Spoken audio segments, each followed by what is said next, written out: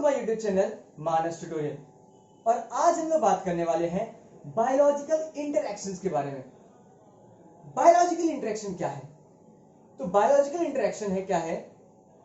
It is interaction, जैसे नाम ही है, इंटरैक्शन बिटवीन टू माइक्रोमोलिक्यूल। दो माइक्रोमोलिक्यूल के बीच का क्या है?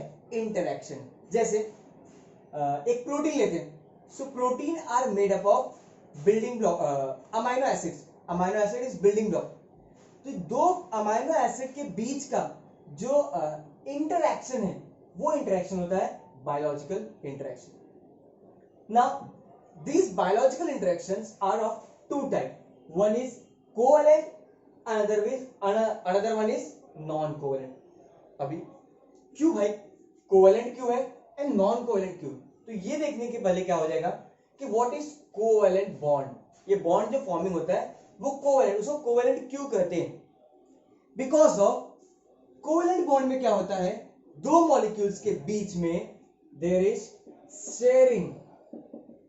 Sharing of pairs of electron.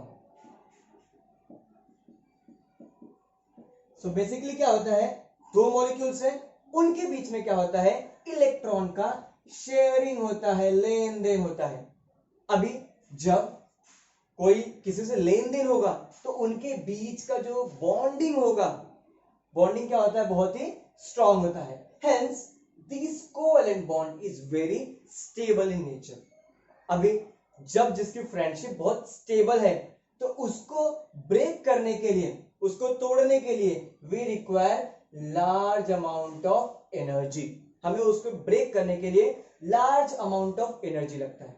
सो ये था कोवेलेंट बॉन्ड, जो कि क्या होता है, बहुत ही स्टेबल होता है एंड इसमें क्या होता है, शेयरिंग ऑफ इलेक्ट्रॉन्स होता है। व्हाइल इसको ब्रेक करने के लिए very huge amount of energy is required. Now हम लोग बात करते हैं non covalent bond. Covalent means क्या था, शेयरिंग हो रहा था। तो नॉन कोवेलेंट में क्या होता है, देयर इज नो शेयरिंग। यहां पे क्या होता है, शेयरिंग नहीं होता। इलेक्ट्रॉन्स की जो शेयरिंग है वो नहीं होता। It just an interaction. अभी ये जो नॉन कोवेलेंट है, this non covalent it's further divide into 4 types, subtypes, which is hydrogen bond एक एग्जांपल है नॉन कोवेलेंट का। इलेक्ट्रोस्टैटिक इंटरैक्शन भी एग्जांपल है नॉन कोवेलेंट का। Van der Waals forces and hydrophobic interaction. अब हम लोग देखते हैं एक एक के बारे में कि क्या है, इसकी खासियत क्या है, क्यों इसको इससे सेपरेट किया गया है। सो नॉन कोवेलेंट जो बॉन्ड होते हैं, these are weaker than covalent bond. तो ये क्या होंगे, पहली बात इसकी प्रॉपर्टी क्या होगी, ये वीकर होगी। और इसको ब्रेक करने में around it need is only 1 to 5 kilo calorie energy. Means that much amount of energy is enough to break the molecule which having non-covalent bond. Now, hydrogen bond. Hydrogen bond ये क्या होता है, ये bond it is a stronger amongst these. इस non-covalent bond में ये जो 4 सब टाइप्स हैं उसमें it is stronger. किसमें स्ट्रॉन्गर है, only these 4 types of bond. इससे वीक है लेकिन इन चारों में क्या होता है, स्ट्रॉन्ग होता है। जैसे एग्जांपल है लेते हैं हम लोग इसको H2O। इसमें क्या होता है, इसमें लोन पेयर्स होते हैं।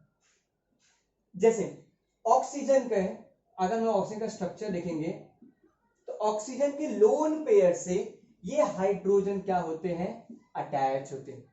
तो इनके बीच का जो इंटरैक्शन होता है वो क्या होता है, वीक होता है, बट इसके मुकाबले क्या होता है, स्ट्रॉन्ग होता है। और जो मॉलिक्यूल्स इसमें पार्टिसिपेट करते हैं they must polar in nature.